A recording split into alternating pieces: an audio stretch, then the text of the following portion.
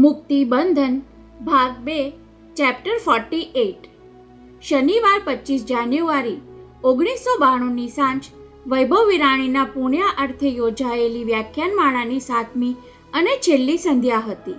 વ્યાખ્યાનમાળાનો પ્રારંભ સ્વામી સચ્ચિદાનંદથી થયો હતો અને બનારસના પંડિત ધુરંધર દેવ પ્રયાગજીના વ્યાખ્યાનથી તેની પૂર્ણાહુતિ થવાની હતી. વચ્ચેના 5 દિવસ રોજ સાંજે મુરારી બાપુ, પાંડુરંગ શાસ્ત્રીજી, ફાધર વોલેસ, રમેશભાઈ ઓઝા અને ઇન્દિરા બેટીજી જેવા વ્યાખ્યાનકારોએ ધર્મ, મોક્ષ, ભક્તિ, ગીતા અને રામાયણના વિવિધ વિષયો આવરી લઈ પોતાની વિશિષ્ટ શૈલીથી શ્રોતાઓને રસ તરબોળ કરી દીધા હતા. સૂર્યાસ્ત સમયે સમાપ્ત થતા 1.25 કલાકના વ્યાખ્યાન પહેલા અડધો કલાક ભીમસેન જોશી, શુભલક્ષ્મી, હરિહરન, અનુપ જલોટા, કિશોરી અમોનકર, અનુરાધા પોડવાલ અને સાધના સરગમ જેવા નામાંકિત ગાયકોના કંઠે ભક્તિ સંગીત રજૂ થતું હોવાથી એવી માનવમેદની ઉભરાતી કે શામિયાણામાં જગ્યા મેળવવા માટે લોકો 2 કલાક અગાઉથી આવીને બેસી જતા. દરેક વક્તા તથા ગાયકોને ₹25,000ના પુરસ્કાર ઉપરાંત એ કહે તે સંસ્થાને ઈશ્વરભાઈ વિરાણી તરફથી 1.25 લાખની ચેરિટીના ચેક એ જ ઘડીએ લખાઈ જતા અને આજના અંતિમ વ્યાખ્યાનના અંતે વિરાણી શેઠ 25 લાખ રૂપિયાનું દાન જાહેર કરવાના છે એવી વાત વહેતી થઈ હતી. પરંતુ એ વ્યાખ્યાન માટે ઉમટેલી માનવમેદનીનું મુખ્ય આકર્ષણ તો કાશીના વિદ્વાન પંડિત ધુરંધરના વાણી પ્રવાહમાં ભીંજાઈને ધન્ય થઈ જવાનું હતું. વ્યાખ્યાતા તરીકે દેશભરમાં ખ્યાતનામ બનેલા પંડિતજી પહેલી જ વાર મુંબઈ પધારતા હતા અને તેમનો વિષય પણ લોકરુચિ જગાડે તેવો હતો, જીવન અને મહાભારત. અદા 1 અઠવાડિયાથી આપણે રોજ ભજનો અને વ્યાખ્યાનો સાંભળવા આવીએ છીએ. કુટુંબીજનો તથા મહેમાનો માટે શામિયાણામાં રાખેલા અલગ વિભાગમાં ભવાનજી ભાની બાજુમાં બેઠેલી દોહિત્રી દેવકી ધીમા અવાજે નાનાને કહી રહી હતી, હવે આજે છેલ્લી સાંજ છે, ત્યારે એવું થાય છે કે કાલની સાંજ કેવી ખાલી ખાલી લાગશે. દરેક વસ્તુનો અંત તો આવે જ છે દીકરી. ભવાનજી શેઠિયાથી હળવો નિશાસો નંખાઈ ગયો. દિવસો, મહિનાઓ, વર્ષોનો અને આયુષ્યનો પણ અંત આવે છે. વ્યાપારમાં માણસ આવક જાવકના સરવૈયા માંડે છે. વ્યવહારમાં આપણે લેણ દેણની નોંધ રાખીએ છીએ, પરંતુ જીવનના અંતકાળ સુધી જિંદગીના જમા ઉધાર પાસાનો તાળો ક્યાં મેળવીએ છીએ? સાંભળીને દેવકી નાનાજીના મુખભાવ નિહાળવા લાગી. તેના પર વૃદ્ધાવસ્થાની એક પણ કરચલી ન પડી હોવા છતાં સંતાપાની રેખાઓ દેખાવા લાગી હતી. અદા, હમણાં તમે અગાઉ જેવા ખુશમિજાજ નથી દેખાતા. એમ કેમ? ત્યારે ભવાનજી ઘડીભર ચૂપ રહ્યા. પછી ખ્યાલ આવ્યો કે નહીં કહેવાથી દોહિત્રી ભળતા સળતા અનુમાન કરી બેસશે એટલે હળવાશથી કહ્યું, જેને ઘેર ઉંમરલાયક કન્યા અવિવાહિત હોય તેવા વડીલને અજંપો તો થવાનો જ ને દેવકી. 2 દિવસ અગાઉ તો તમે કંઈક જુદું જ બોલ્યા હતા અદા. શું બોલ્યો હતો હું? તમે કહેલું વૈભવ સાથેનો તારો સંબંધ બાંધવાની વાત આગળ નહીં વધી ત્યારે મને આઘાત લાગેલો, પણ હવે વિચારું છું કે વિધાતાએ બિચારાના લેખમાં લગ્ન સુખ લખ્યું જ ન હતું, કહી દેવકીએ બાજુમાં જોઈ લીધું. આવી અંગત વાત કોઈ સાંભળી ન જાય તેની સાવધાની રાખવી જોઈએ. પરંતુ બાજુમાં કોઈ વિદેશી મહિલા બેઠેલી હતી એટલે દેવકીએ નાનાજીને તેમના શબ્દો યાદ કરતા ઉમેર્યો, તમે કહેલું આપણો સમાજ હજુય ક્યાં સુધર્યો છે? વૈભવ કોઈની પણ સાથે પરણ્યો હોત તો એ બિચારી વિધવા થઈ જાત. એટલું જ નહીં, લોકો એવું પણ બોલતા થઈ જાત કે એ છોકરીના પગલે વિરાણી પરિવારનો સ્તંભ તૂટી પડ્યો. હા દેવકી, એવું બોલ્યો ત્યારે મેં એમ પણ કહેલું કે કોના નસીબમાં શું લખાયું છે એની ખબર પડી જતી હોત તો માણસ કેટલી બધી વિટંબણામાંથી ઉગરી જાત, કહીને મંચની બાજુમાં નીચે આસન જમાવીને બેઠેલા યુવાન સંન્યાસી સામે થોડીવાર જોતા રહી એમણે ઉમેર્યું, દેવકી, રતનબા કહેતા હતા કે આ સંન્યાસી આટલી નાની વયે પણ મહાવિદ્વાન હોય એવી માસ્તર પર છાપ પડી છે. વિરાણી વિલામાં ઉતરેલા મહેમાનો તો એમને ચમત્કાર પણ માનવા લાગ્યા છે. મને લાગે છે કે એમની પાસે જઈને પૂછી લઉં. તમારે વળી શું પૂછવાનું છે અદા? તારા લગ્ન સિવાય હવે મારે બીજી શી અબડખા હોય દીકરી? બસ એ સંન્યાસી મને એટલું કહે કે તમારી આંખ મીચાઈએ પહેલાં તમારી આ કન્યાને લાયક મૂર્તિઓ મળી જશે એટલે જીવનને જંપ વળે. એ માટે સંન્યાસીને કષ્ટ આપવાની શું જરૂર અદા? મલકી જતી દેવકી બોલી ઉઠી. એ તો હુંય તમને કહી શકું એમ છું કે લાયક મૂર્તિયાને જ હું પસંદ કરવાની છું અને તમારી આંખો મીચાવાને હજુ બહુ વાર છે.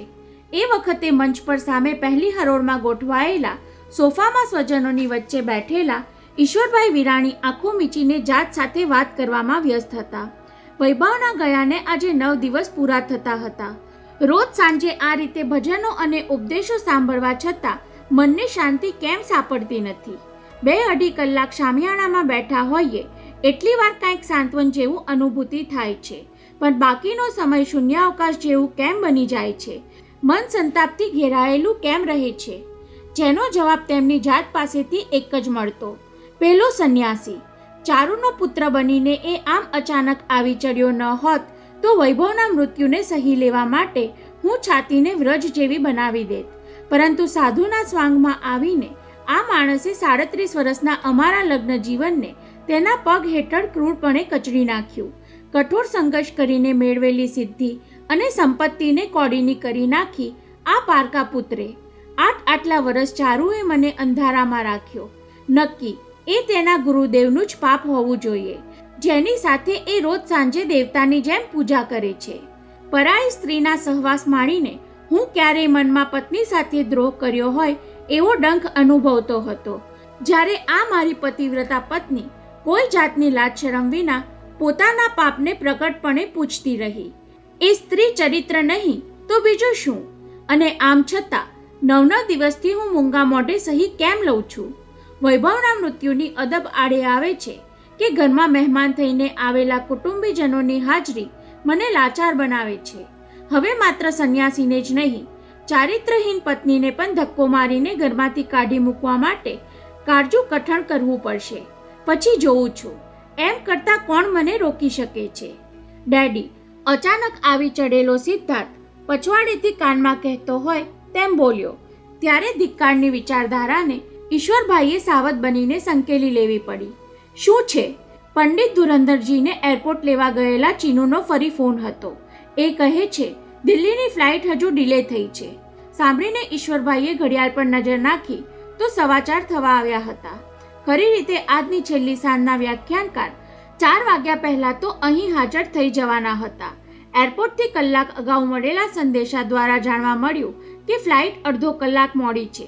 ત્યારે ઉચાટ કરવાનું કોઈ કારણ ન હતું, એટલા માટે કે 4:15 થી 5 સુધી કિશોરી અમોનકરનો સંગીત કાર્યક્રમ ચાલવાનો હતો અને 5:15 પંડિતજીના વ્યાખ્યાનનો પ્રારંભ થવાનો હતો.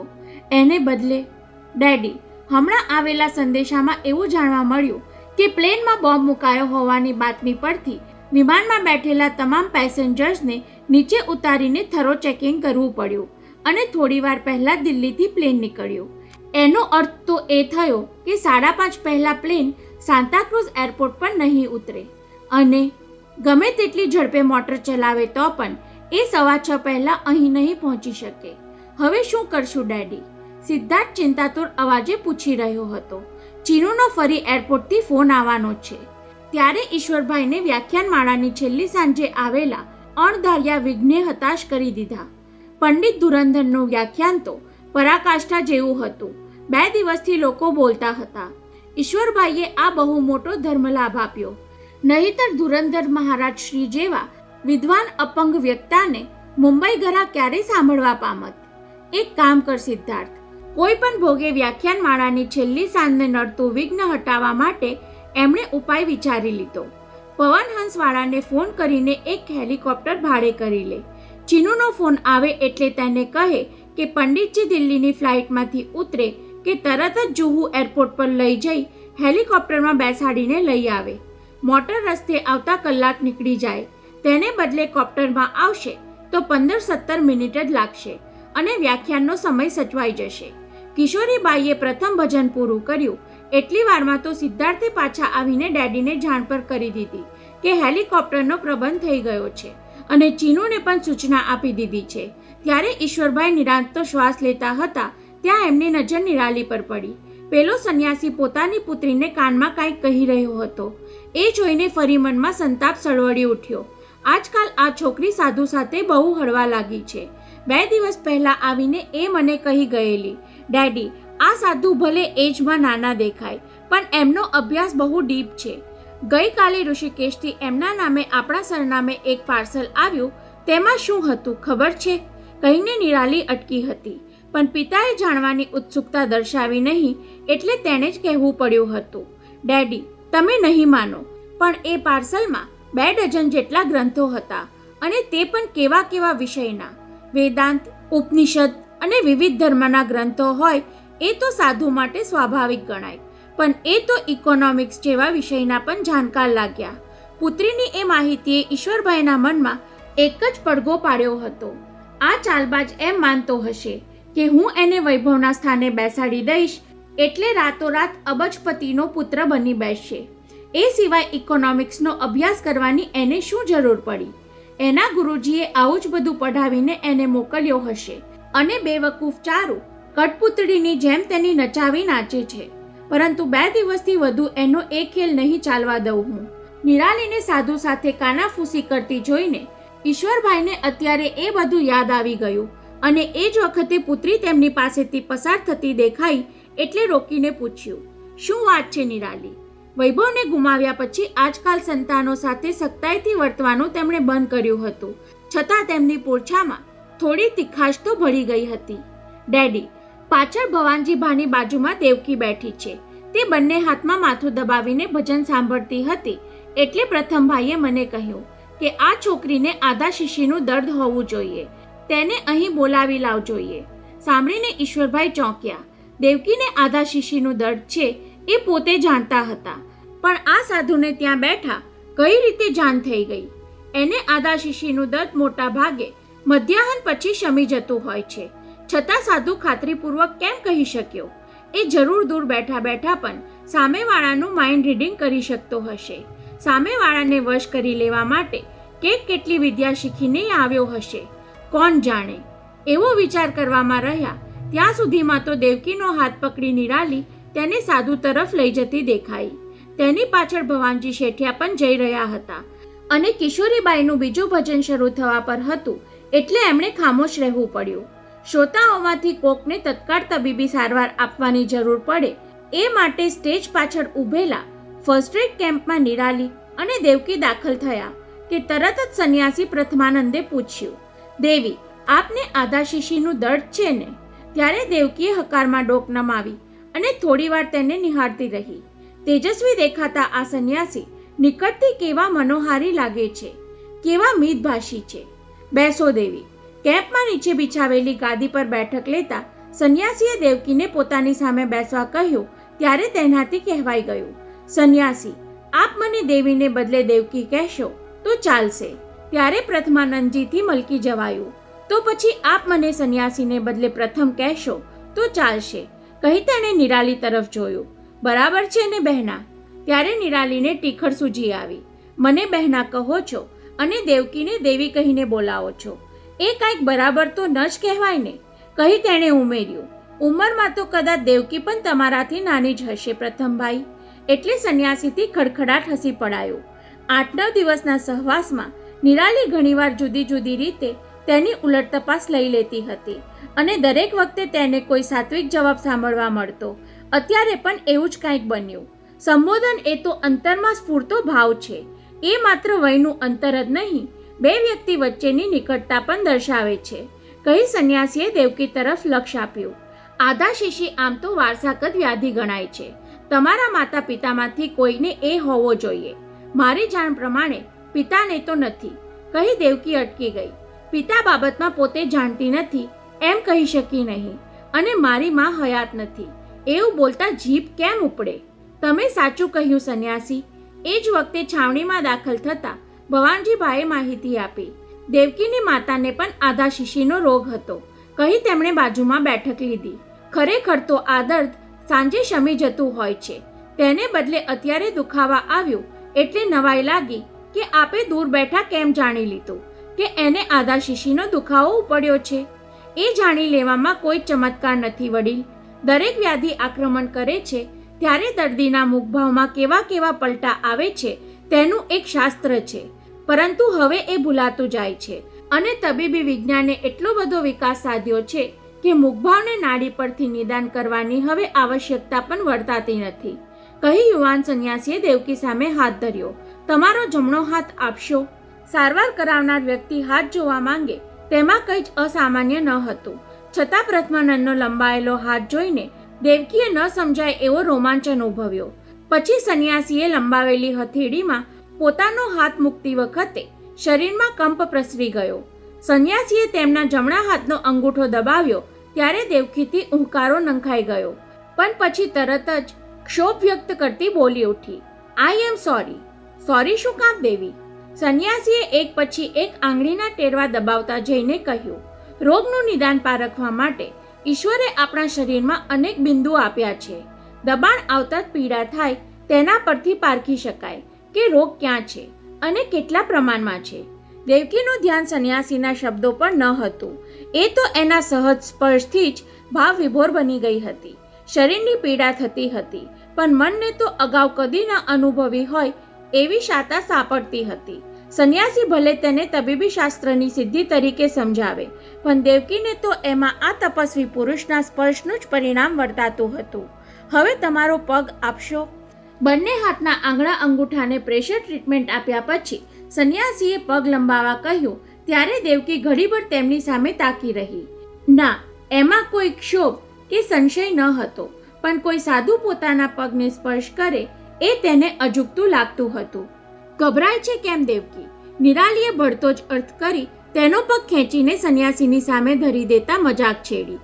તારા પગની એકે આંગળી ઓછી નહીં થાય એની હું ખાતરી આપું છું. એ ટકોર પર દેવકી હસવા ગઈ, પણ એ જ વખતે સંન્યાસીએ તેનો અંગૂઠો દબાવ્યો એટલે તેના મોંમાંથી પીડાનો ચિત્કાર સરી પડ્યો અને એની અસરમાં પહેલીવાર તેના હોઠ પર સંન્યાસીનું નામ આવી ગયું. બહુ દુખે છે પ્રથમ. દુખવું એ તો શરીરનો ધર્મ છે દેવકી. સંન્યાસીએ પણ એવા જ સહજ ભાવે તેનું નામ ઉચ્ચારતા કહ્યું, આપણે દુઃખને દબાવી રાખીએ છીએ, તેને પ્રકટ થવા નથી દેતા. એ ખરેખર તો કુદરતના નિયમ વિરુદ્ધ વર્તવા જેવું છે. દુઃખ વ્યક્ત કરવું એ તો દુઃખમાંથી મુક્તિ થવાનો કુદરતી ઉપચાર છે. સંન્યાસીનું એ વિધાન નિરાલીએ તો સ્થૂળ અર્થમાં જ લીધું, પણ દેવકી તેનો સૂક્ષ્મ અર્થ પામી ગઈ. સંન્યાસી માત્ર શરીરના દુઃખની વાત નહોતા કરતા, મનના દુઃખોમાંથી પણ મુક્ત થવાનું કહી રહ્યા હતા. અને ભવાનજી શેઠિયા આ યુવાન સાધુને જોઈને સાધ્વી બની ગયેલી પુત્રી ચંદ્રપ્રભાને યાદ કરતા હતા. સાચો સંન્યાસ લેનારા સાવ અજાણ્યા અને પારકાના દુઃખ દૂર કરવા માટે કેવી આળપંપાળ સાથે સારવાર કરતા હોય છે. સંસારમાં પારાવાર દુઃખ પામેલી મારી પુત્રીએ બીજાના દુઃખ દૂર કરીને સુખી થવાનો માર્ગ અપનાવ્યો, પરંતુ નાની વયે સંન્યાસ ગ્રહણ કરનાર આ યુવાન સાધુને એવું તે શું દુઃખ પડ્યું હશે? થોડી વાર તો એમણે જિજ્ઞાસા દબાવી રાખી, પણ પછી પૂછાઈ ગયું, યોગી, મારો પ્રશ્ન અસ્થાને લાગે તો ઉત્તર નહીં આપતા, પણ તમે આટલી નાની વયે સંસાર કેમ છોડ્યો એ જાણવા માટે મન તલપાપડ બન્યું છે. મેં સંસાર ત્યજ્યો જ નથી વડીલ. સંન્યાસીના જવાબે ત્રણેયને ચોંકાવી દીધા. તેમના એ પ્રતિભાવ જોઈને સંન્યાસીએ સત્વર સ્પષ્ટતા કરી દીધી. વિશ્વરૂપી આ સંસારમાં મેં પ્રવેશ કર્યો, ત્યાં જ મારી માતાએ મને ગુરુદેવને સુપરત કરી દીધો હતો. સાંભળીને ભવાનજીભાઈએ આંચકો અનુભવ્યો. એ માતા કેવી કઠોર હશે! એમના એ ઉદ્ગારે સંન્યાસીના મુખ પર ક્ષણવાર માટે વિહવળતા ભાવ ઉપસાવી દીધા, પણ બીજી ક્ષણે ફરી એના ચહેરા પર સૌમ્યતા પ્રસરી ગઈ. સ્થિતિ સંજોગો જાણ્યા વિના કોઈ માતાને આપણાથી કઠોર કેમ કહી શકાય વડીલ? એ ઉત્તરે ભવાનજીભાને મોઢા પાડી દીધા. ચંદ્રપ્રભા પણ માતા જ હતી ને, છતાં 6 મહિનાની પુત્રી મને સુપરત કરીને ચાલી જ ગઈ ને. અને એ જ વખતે સ્ટેજ પર ગવાતું કિશોરીબાઈનું ભજન સમાપ્ત થયું. પ્રભુજી મોરે અવગુણ ચિત્ત ના ધરો. ભવાનજીભાને થયું થોડી વાર પહેલા આ સંન્યાસીએ કહ્યું એ જ સુરદાસજીની ભજનવાણીમાં સાંભળવા મળ્યું. દુઃખ વ્યક્ત કરવાથી દુઃખમાંથી મુક્તિ મળે છે, તેમ ભગવાન સમક્ષ પોતાના અવગુણ પ્રગટ કરીને ભક્ત પણ એમાંથી મુક્તિ જ માંગે છે ને. દર્દ દૂર થઈ ગયું ને દેવકી? આંખો મીચીને સારવારનું સુખ માણતી દેવકીને સંન્યાસીના પ્રશ્ને સજાગ કરી દીધી. એના મુખ પર સુખની આભા પ્રગટી ઉઠી હતી. એ પૂછવા જતી હતી કે તમે કેમ જાણ્યું કે મારું દર્દ મટી ગયું, પણ ત્યાર પહેલા સંન્યાસીએ જ કહી દીધું, મુખ જેવું સુખ દુઃખનું બીજું કોઈ દર્પણ નથી. અને મુખનું દર્પણ કદી અસત્ય બોલતું પણ નથી. તમે અહીં સત્ય અસત્યની ચર્ચામાં પડ્યા છો અને ત્યાં સૌ ઉચાટમાં બેઠા છે. અચાનક આવી ચડેલા ચારુબહેન મીઠો ઠપકો આપતા અંદર આવ્યા. ખરેખર તો નિરાલી અને દેવકીને પ્રથમ સાથે શામિયાણામાંથી બહાર નીકળતા જોયા ત્યારથી એમનો જીવ અહીં આવવા માટે ઊંચો નીચો થતો હતો, પરંતુ પતિની નજર અને કિશોરીબાઈના ભજનને તેમને જકડી રાખ્યા હતા. શેના ઉચાટની વાત કરે છે મમ્મી? બનારસવાળા પંડિતજીનું પ્લેન હજુ પહોંચ્યું નથી અને વ્યાખ્યાનનો સમય વીતી રહ્યો છે. કિશોરીબાઈના ભજનમાં હજુ 15 મિનિટ નીકળી જશે, પણ પછી શું કરવું? બોલતા બોલતા એમનો અવાજ તરડાઈ ગયો. આજે છેલ્લા દિવસે જ આટલા બધા માણસો વચ્ચે મોટા પડવા જેવું થશે. આવી ખબર હોત તો બીજા કોઈને તૈયાર રાખત ને. હવે છેલ્લી ઘડીએ કોને બોલાવા જવું? કોઈને બોલાવવાની જરૂર શું છે ચારુબહેન? ભવાનજીભા બોલી ઉઠ્યા. પંડિતજીને બદલે વ્યાસપીઠ પર બેસી શકે એવી વ્યક્તિ તો અહીં તમારી નજર સામે જ હાજર છે. કોણ? પ્રથમ? સંન્યાસી પુત્ર પર દ્રષ્ટિ પડતા જ ચારુબહેનની આંખોમાંથી અમી વરસવા લાગી. ભવાનજીભાનું સૂચન હૃદય સાથે ચંપાઈ ગયું, પણ પતિનો વિચાર આવતા જ મન ખીન થઈ ગયું. અરે, વૈભવના મૃત્યુ પછી એમની સાથે બોલવાનો વ્યવહાર રહ્યો નથી, એટલે તો મારા ગુરુજીને વ્યાખ્યાન માટે બોલાવવાનો મેં હરફ સુદ્ધા ઉચ્ચાર્યો ન હતો. અને હવે? મમ્મી, તું નકામી ઉચ્ચાર કરે છે. માતાનો ચિંતિત ચહેરો જોઈને નિરાલી ઊભી થઈ ગઈ. ચારુબહેનનો ખભો દબાવતી પુત્રીએ સાંત્વન આપ્યું. બા કહે છે તેમ કોઈને કોઈ મંચ પર હાજર થઈ જશે. એ બધું મારા પર છોડી દે. એ વખતે ચારુબહેનને સમજાયું ન હતું કે નિરાલી શું કરી શકવાની હતી, અને કસોટીની ઘડીઓ ઝડપથી નજીક આવી રહી હતી. કિશોરીબાઈએ વધારાનું એક ભજન પૂરું કર્યું ત્યારે શ્રોતાઓ ગરદન ઊંચી કરીને આજના વ્યાખ્યાનના પંડિત ધુરંધરજીને શોધી રહ્યા હતા. સૌ જાણતા હતા કે બનારસના એ વિદ્વાન અપંગ હોવાથી એમને વ્હીલચેરમાં લાવવા પડે છે, અને વ્હીલચેર નજરે પડતી ન હતી. બીજી બાજુ વ્યવસ્થાપકોની વધી ગયેલી દોડધામ અને તેમની હિલચાલમાં વર્તાતા ઉચાટે લોકોના મનમાં સંશય જગાડી દીધો હતો. ધીમે ધીમે શ્રોતાઓમાં ગુસપુસ થવા લાગી. 5:30 વાગી ગયા, છતાં એમનું પ્લેન હજુ આવ્યું નથી. હવે અહીં બેસી રહેવાનો કોઈ મતલબ નથી. એવા ગણગણાટ વચ્ચે સિદ્ધાર્થ સ્ટેજ પર ચડી માઇક તરફ આવતો દેખાયો, એટલે ઘણા ખરાએ માની લીધું કે આજનું વ્યાખ્યાન રદ કરવામાં આવ્યું છે એવું જ સાંભળવા મળશે. કેટલાક તો ગીર્દી ટાળવા માટે જલ્દી નીકળી જવાના આશયથી પોતાની બેઠક પરથી ઊભા થવા લાગ્યા હતા. મહાનુભાવો, મહેમાનો અને કુટુંબીજનો, 15 મિનિટથી ગોખી રાખેલા સંબોધન સાથે સિદ્ધાર્થે માઇક પર શરૂઆત કરી. તમને જણાવતા ખેદ થાય છે કે આજના સ્પીકર આદરણીય પંડિત ધુરંધરજીની ફ્લાઇટ હજુ લેન્ડ થઈ નથી, એટલે વિરાણી કુટુંબ વતી આપ સૌની ક્ષમા માંગીને એટલું જ કહેવાનું રહે છે કે. અને એ જ વખતે સ્ટેજ પર ધસી આવેલી નિરાલીએ મોટાભાઈ પાસે પહોંચી જઈ એક હાથે માઇક મુઠ્ઠીમાં લઈ સિદ્ધાર્થના કાનમાં ધીમેથી કહ્યું, બાકીનું એનાઉન્સમેન્ટ હું કરું છું. નિરાલીના અવાજમાં રહેલી મક્કમતાએ સિદ્ધાર્થને નમતું જોખવાની ફરજ પાડી. કદાચ નિરાલી વધુ સારી રીતે સૌના પ્રત્યે આભાર વ્યક્ત કરી શકશે એમ માની એ સ્ટેજ પરથી નીચે ઉતરવા જતો હતો ત્યાં એના કાને શબ્દો પડ્યા. પંડિત ધુરંધરજી ગમે ત્યારે આવી પહોંચે એવી આશા છે. તેમને લઈ આવવા માટે સાન્તાક્રુઝ એરપોર્ટ પર હેલિકોપ્ટર તૈયાર રાખ્યું છે, પરંતુ તેમના આવતા પહેલા આપણી વચ્ચે બિરાજેલા ઋષિકેશના મહેમાન યોગી પરમહંસ દિવ્યાનંદજીના શિષ્ય પ્રથમાનંદજીને હું વિનંતી કરીશ કે આજના જીવન અને મહાભારત વિશેની પ્રસ્તાવના બાંધી ધુરંધરજી આવે ત્યાં સુધી આપણને એમની અમૃતવાણીનો લાભ આપે. એટલું સાંભળતા જ એ યુવાન સંન્યાસી તરફ સૌની દ્રષ્ટિ દોડી ગઈ, પરંતુ ઈશ્વરભાઈ એનું નામ સાંભળતા જ ધુઆપુઆ થઈ ગયા. નિરાલીને આવું ડોહડાપણ કરવાનું કોણે કહ્યું? નક્કી એની માએ મારી અવગણના કરીને આવું ગોઠવી દીધું હશે. પહેલાં તો એ અસ્વસ્થ થઈ ગયા, પણ કેટલાક શ્રોતાઓનો ગણગણાટ સાંભળી આશ્વાસન લીધું. એક રીતે સારું થયું. પંડિત ધુરંધરજીને સાંભળવા આવેલા લોકો સમક્ષ આ સંન્યાસીનો અધૂરો ઘડો ઢોળાઈ જશે. લોકો ધીમે ધીમે ઉઠીને ચાલતા થશે, એટલે એક કાંકરે બે પક્ષી મારવા જેવું કામ થઈ જશે. એક તો આ ભગવાધારી છોકરો મોટો પડશે, અને ધુરંધરજીનું વ્યાખ્યાન રદ થવાનું જાહેર કરવાની વિધિમાંથી અમે ઉઘરી જઈશું. યોગી પ્રથમાનંદે સ્ટેજ પર આવી વ્યાખ્યાતા માટેની ગાદી તરીકે બિછાવેલા મૃગ ચર્મ પર બેસવાને બદલે જાજમ પર બેઠક લઈ હાથ જોડી સૌને વંદન કર્યા. જગતનો નિયમ છે કે કોઈ વ્યક્તિએ બીજી વ્યક્તિનું સ્થાન ગ્રહણ કરવું જોઈએ નહીં. દરેક મનુષ્ય પોતાના અધિકૃત સ્થાને જ શોભે. પંડિત ધુરંધર દેવ પ્રયાગ, મહારાજ શ્રી વિદ્વાન અને મહાભારતના અભ્યાસી વ્યાખ્યાનકારના સ્થાને હું આવ્યો નથી. મારે તો એ મહાન વિભૂતિના આગમન પહેલા આપ સૌને આપના સ્થાન પર બેસાડી રાખવાની ફરજ માત્ર બજાવવાની છે અને એ માટે હું નમ્ર પ્રયાસ કરીશ. સંન્યાસીના એ શબ્દમાં રહેલી નમ્રતા અને સૌમ્યતા સૌને સ્પર્શી ગઈ. ઉપરાંત સમગ્ર શ્રોતાગણ પર ફરી વળતી તેમની દ્રષ્ટિએ વિશેષ ચમત્કાર સર્જ્યો હોય તેમ ઊભા થનારા કેટલાક જોઈએ તો ખરા કેવું બોલે છે ના ભાવથી ફરી બેસી ગયા અને સંન્યાસીએ સંસ્કૃત શ્લોકથી વ્યાખ્યાનનો પ્રારંભ કર્યો. એતદ વિજ્ઞતુમ ઈચ્છામિ કૌનું તસ્ય ગતિ ભવેત. પદ્માસનની મુદ્રામાં બેઠેલા યુવાન સાધુનો સ્વર છેક નાભીમાંથી પ્રકટ થતો હોય એવો બુલંદ છતાં સુમધુર હતો. એ એક જ શ્લોકના ગુંજને સમસ્ત શામિયાણામાં પ્રસન્નતાનું વાતાવરણ પ્રસરાવી દીધું. હું જાણું છું કે આપમાંથી ઘણાએ આ શ્લોકનો અર્થ સમજ્યો નહીં હોય, છતાં સંસ્કૃત ભાષાનો પ્રભાવ એવો છે કે સાંભળવાથી ચિત્તને પ્રસન્નતા પ્રાપ્ત થાય છે. સંન્યાસીના એ વિધાનમાં અનેક શ્રોતાઓને પોતાના મનનો પડઘો પડતો સંભળાયો.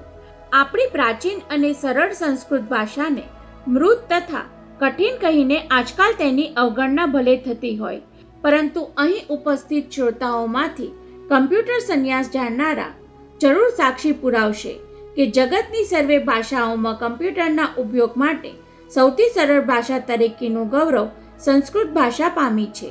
સાંભળીને ઘણા અચંબામાં પડી ગયા. આજ સુધી આપણે તો જાણતા જ ન હતા. હવે આપે જે શ્લોક સંભળાવ્યો તે મહાભારતના અનુશાસન પર્વના 74મા અધ્યાયનો શ્લોક હતો, જેમાં દેવાધિદેવ ઇન્દ્ર સૃષ્ટિના સર્જનહાર બ્રહ્માજીને વીરની વ્યાખ્યા સમજાવવા વિનવે છે. ત્યારે આવા 6 શ્લોકમાં વીર એટલે નાયક અને જેનો અંગ્રેજ શબ્દ હીરો આપણે ત્યાં વિશેષ પ્રચલિત છે તેના વિશે સમજાવતા કહે છે. વીર શબ્દ માત્ર યુદ્ધ ક્ષેત્ર પૂરતો મર્યાદિત નહીં સમજવો. યુદ્ધમાં બલિદાન આપનારા વીર હોય તેમ આત્મસંયમ ધરાવનારા પણ વીર કહેવાય. બુદ્ધિમાન વીર ગણાય તેમ ધૈર્યવાન પણ વીર મનાય. વીર એ પણ છે જેણે વેદોનો અભ્યાસ કર્યો અને એ પણ વીર છે જે શિક્ષક બનવામાં જીવનની સાર્થકતા અનુભવતા હોય, ગુરુના અનુશાસનમાં હોય અથવા પિતાને પૂજ્ય ગણતા હોય કે માતાના આજ્ઞાંકિત હોય. ગૃહસ્થી પણ વીર હોઈ શકે. પરોણાગતમાં એ વીરતા રહેલી છે તેમ દાતા પણ દાનવીર હોય છે. આવા ભિન્ન ભિન્ન ક્ષેત્રમાં જીવનારા સાચા અર્થમાં વીરલાઓ પોતાના કર્મ દ્વારા સ્વર્ગના અધિકારી બને છે. હિમાલય પરથી પડતી ગંગા ધસમસતા પ્રવાહે વહેતી હોય એવી સંન્યાસીની વાણી શ્રોતાઓને પોતાના વેગીલા પ્રવાહમાં તાણવા લાગી હતી. તો હવે આપણે એ વિચારીએ કે મહાભારતના પાત્રોના આટલા બધા વીરોમાં મહાવીર કોણ હતો? તેના ઉત્તરમાં આપણને અર્જુન સૌપ્રથમ યાદ આવી જાય એ સ્વાભાવિક છે. વીર અર્જુન મહાન યોદ્ધા હતો. તો પછી યુધિષ્ઠિરનું શું? યુદ્ધમાં જે સ્થિર તે યુધિષ્ઠિર એવો અર્થ કરીએ તો યુદ્ધમાં તેમણે કોઈ વિશેષ વીરતા દાખવી ન હતી. ધર્મરાજ હોવા છતાં જુગટું રમીને રાજપાટ, પોતાના આજ્ઞાંકિત બંધુઓ ઉપરાંત દ્રૌપદી જેવા પત્નીને પણ તેમણે દાવમાં મૂકી દીધા હતા. અરે આટલું વીત્યા પછી બીજી વાર પણ જુગટું રમવા બેઠા અને તેમાં પરાજિત થઈ 12 વર્ષનો વનવાસ તથા 13મા વર્ષનો આજ્ઞાતવાસ વેઠવાના દુઃખો વહોરી લીધા. તેવા ધર્મરાજ યુધિષ્ઠિરને તમે કઈ કોટીમાં મૂકો? એવો પ્રશ્ન કરી યુવાન સંન્યાસી પ્રથમાનંદે શ્રોતાગણ પર દ્રષ્ટિ કરી. સૌ કોઈ ઊંડી વિમાસણમાં ઉતરી ગયેલા દેખાયા એટલે તેમણે વ્યાખ્યાન આગળ વધાર્યું. શ્લોકમાં સાચા વીરને સ્વર્ગના અધિકારી ગણાવ્યા છે, પરંતુ વેદવ્યાસના કહેવા પ્રમાણે 5 પાંડવો સ્વર્ગના દ્વાર પર જઈને ઊભા રહ્યા ત્યારે એકમાત્ર યુધિષ્ઠિરને જ સ્વર્ગમાં પ્રવેશ મળ્યો. એવું કેમ? વીર યોદ્ધા અને શ્રી કૃષ્ણના પ્રિય સખા અર્જુનને સુદ્ધા દ્વારપાળે સ્વર્ગમાં પ્રવેશ ન આપ્યો. એ કેવું? ત્યારે શ્રોતાઓની વિમાસણ ઓર વધી ગઈ. પરંતુ યોગી પ્રથમાનંદે જ્યારે યુધિષ્ઠિરની ધર્મપરાયણતા, ઉદારતા માતા પ્રત્યેની આજ્ઞાધીનતા અને ગુરુ પ્રત્યેના પૂજ્ય ભાવના સચોટ દ્રષ્ટાંતો વર્ણવતા જઈને તર્કશુદ્ધ દલીલોમાં સૌને એવા રસ તરબોળ કરી દીધા કે વ્યાખ્યાનનો 1.25 કલાક ક્યારે પૂરો થઈ ગયો એનું પણ કોઈને ભાન રહ્યું નહીં. કોઈએ વાણી દ્વારા સંમોહન કર્યું નહીં. તેમને વશીકરણથી જકડી લીધા હોય તેમ શ્રોતાઓ વ્યાખ્યાનમાં તદ્રુપ બની ગયા હતા. સંન્યાસીએ જેવું વક્તવ્ય સમાપ્ત કર્યું કે તરત જ મનમુખ શ્રોતાઓ જાગ્રત થયા હોય એમ એમની તાળીઓથી શામિયાણો ગુંજી ઉઠ્યો. 2 મિનિટ ચાલેલા એ ગુંજન પછી અડધી મિનિટ માટે સમગ્ર વાતાવરણમાં સન્નાટો છવાઈ ગયો. ત્યારે એ સ્તબ્ધતા વચ્ચે અચાનક કોઈ એક વ્યક્તિની તાળીઓએ સૌનું ધ્યાન ખેંચ્યું. શામિયાણાના પ્રવેશદ્વારમાં દાખલ થતી વ્હીલચેરમાં બેઠેલા પંડિત ધુરંધર દેવ પ્રયાગજીના આગમને સૌને આશ્ચર્યચકિત કરી દીધા. એ કરતાંય તેમને તાળીઓ પાડતા પાડતા અંદર આવતા જોઈ સૌ કોઈ દિગ્મૂઢ બની ગયા.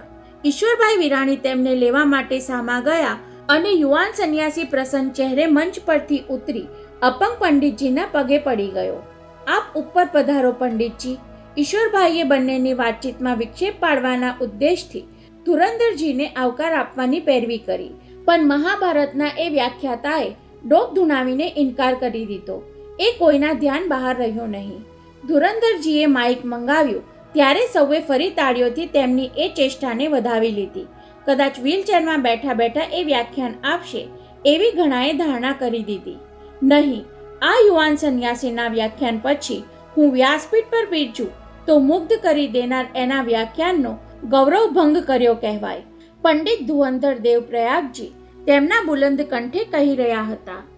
અડધા કલાક અગાઉ હું અહીં આવી પહોંચ્યો, પરંતુ આ યુવાન સંન્યાસીની હૃદયસ્પર્શી વાણી કાને પડતા જ હું બહાર રોકાઈ રહ્યો. તમારી જેમ હું પણ એના વાણી પ્રવાહમાં તણાતો એવો ગદગદ થઈ ગયો કે આંખો અશ્રુભીની બની ગઈ, તેની એ શુદ્ધિ રહી નહીં. એ પ્રસંગ સાંભળી ફરી શ્રોતાઓની તાળીઓથી શામિયાણો ખળભળી ઉઠ્યો. એટલા સમયમાં ઈશ્વરભાઈ વિરાણીએ ધુરંધરજીને બીજી વાતે વાળવા માટે 25 લાખ રૂપિયાના દાનનો એક ચેક પંડિતજીના હાથમાં સુપરત કર્યો. આ વ્યાખ્યાન માળાના પ્રણેતા શ્રીમાન વિરાણીએ 25 લાખ રૂપિયા દાન કરવા માટે આ ચેક મારા હાથમાં સોંપ્યો છે, પરંતુ એ દાન ક્યાં કરવું એનું સૂચન કરનારો ખરો અધિકારી તો આ યુવાન સંન્યાસી છે. એમ કહી ધુરંધરજીએ પ્રથમાનંદના હાથમાં એક ચેક સુપરત કર્યો. ત્યારે શ્રોતાઓએ તો એ પ્રસ્તાવને તાળીઓથી વધાવી લીધો, પરંતુ ઈશ્વરભાઈનું મોં કટાણું થઈ ગયું. પરંતુ અચંબાની પરાકાષ્ઠા તો બાકી હતી. ધુરંધરજી પંડિતે આપેલો ચેક હાથમાં લઈ ઈશ્વરભાઈ સમક્ષ 2 હાથ જોડી યુવાન સંન્યાસીએ નતમસ્તકે એ દિશામાં પગ ઉપાડ્યા જ્યાં ચારુબહેન બેઠા હતા. 25 લાખનો એ ચેક માતાના ખોળામાં મૂકી પ્રથમે તેમને પ્રણામ કર્યા. ત્યારે ચારુબહેનનું હૈયું ગદગદ બની ગયું અને આંખો આંસુથી ઉભરાઈ ઉઠી. પ્રણામ કરવા ઝૂકેલા પુત્રને ન તો એ આશીર્વાદ આપી શક્યા કે ન સૌની વચ્ચે ઊભા થઈને આ પ્રથમ બીજો કોઈ નહીં પણ મારો પ્રથમ પુત્ર છે એવું જાહેર કરી દેવાની ઈચ્છાને અમલમાં મૂકી શક્યા.